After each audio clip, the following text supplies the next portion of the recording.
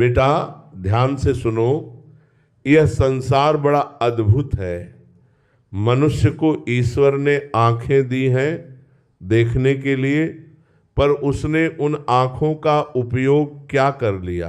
दूसरों के दोष देखने में, दूसरों की कमी खोजने में, और यहीं से उसकी आध्यात्मिक गिरावट शुरू हो जाती है।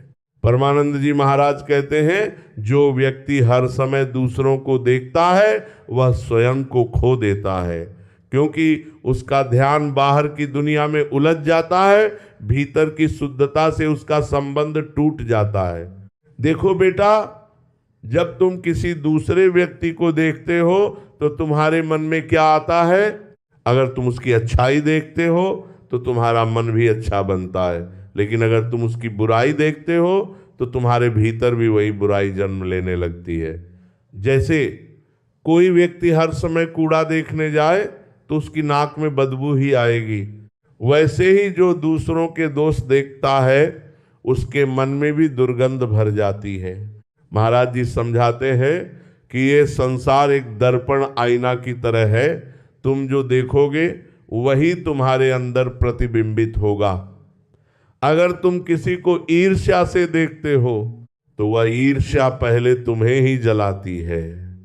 अगर तुम किसी को घृणा से देखते हो तो वह घृणा तुम्हारे ही मन को विषाक्त कर देती है। बेटा एक छोटी सी कहानी सुनो। एक गांव में दो व्यक्ति रहते थे। एक का नाम था राम और दूसरे का नाम था श्याम। दोनों हर दिन गांव के लोगों को देखते थे। राम हर व्यक्ति में अच्छाई खोजता था। वह कहता, देखो वह व्यक्ति कितना मेहनती है, वह कितना दयालु है, वह कितना ईमानदार है। धीरे धीरे राम का मन भी वैसा ही बन गया, दयालु, शांत और प्रेम से भरा हुआ। दूसरी तरफ श्याम हर किसी में कमी खोजता था। वह कहता, यह आदमी झूठा है, वह आलसी है, वह स्वार्थी है। धीरे धीरे उसका मन भी वैसा ही बन गया, कड़वा, अशांत और दुखी। एक दिन दोनों की मुलाकात एक संत से हुई। संत ने पूछा, तुम दोनों इतने अलग क्यों हो? राम ने कहा, मैं तो सब में अच्छाई देखता हूँ। श्याम ने कहा, मैं तो सब में बुराई देखता हूँ।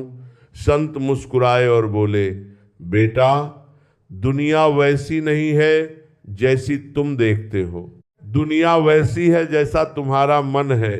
यही बात परमानंद जी महाराज हमें समझाते हैं। जब हम दूसरों को देखते हैं तो हमें ये समझना चाहिए कि हर व्यक्ति अपने कर्मों के अनुसार चल रहा है, कोई भी पूर्ण नहीं है, हर किसी में कुछ ना कुछ कमी होती है। लेकिन अगर हम उसी कमी को पकड़कर बैठ जाएंगे तो हमारा मन कभी शांत नहीं रहेगा। महाराज जी कहते हैं, दूसरों को देखने से पहले स्वयं को देखो, क्योंकि असली सुधार बाहर नहीं भीतर से शुरू होता है। अगर तुम अपने दोषों को देखना शुरू कर दोगे तो तुम्हें दूसरों के दोष देखने का समय ही नहीं मिलेगा। एक उदाहरण और समझो। मान लो तुम्हारे पास एक सफेद कपड़ा है और उस पर एक छोटा सा काला धब्बा लग गया। अगर तुम उस कपड़े को देखोगे तो तुम्हारी नज़र सबसे पहले उस धब्बे पर जाएगी, जबकि पूरा कपड़ा सफ़ेद है। यही हमारी आदत बन गई है। हम किसी व्यक्ति की 100 अच्छाइयों को छोड़कर उसकी एक कमी पर ध्यान देते हैं। महाराज जी कहते हैं, जिस दिन तुमने दूसरों के दोष देखना बंद कर दिया उस दिन तुम्हारा मन हल्का हो जाएगा, क्योंकि दोष देखने से मन भारी होता है और गुण देखने से मन हल्का और प्रसन्न होता है। बेटा एक और गहरी बात समझो।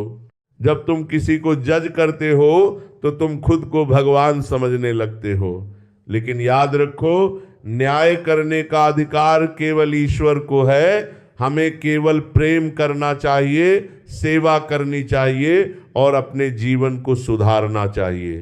परमानंद जी महाराज कहते हैं, दूसरों को देखकर मत बदलो, खुद को देखकर बदलो, क्योंकि दूसरों के आधार पर जीवन जीने वाला व्यक्ति कभी स्थिर नहीं रह सकता। अगर तुम सच में शांति चाहते हो तो यह अभ्यास शुरू करो। हर दिन अपने आप से पूछो, मैंने आज क्या गलत किया, मैं कैसे बेहतर बन सकता हूं।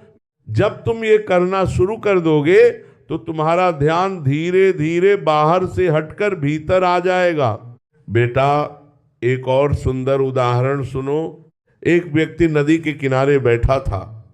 वह पानी में गंदगी देख रहा था और कह रहा था, यह नदी कितनी गंदी है। तभी एक संत वहां आए और बोले, बेटा, अगर तुम इस पानी को हिलाना बंद कर दो तो ये खुद ही साफ हो जाएगा। इसी तरह हमारा मन भी है। जब हम दूसरों के बारे में सोचते रहते हैं, उनकी आलोचना करते रहते हैं, तो हमारा मन अशांत हो जाता है।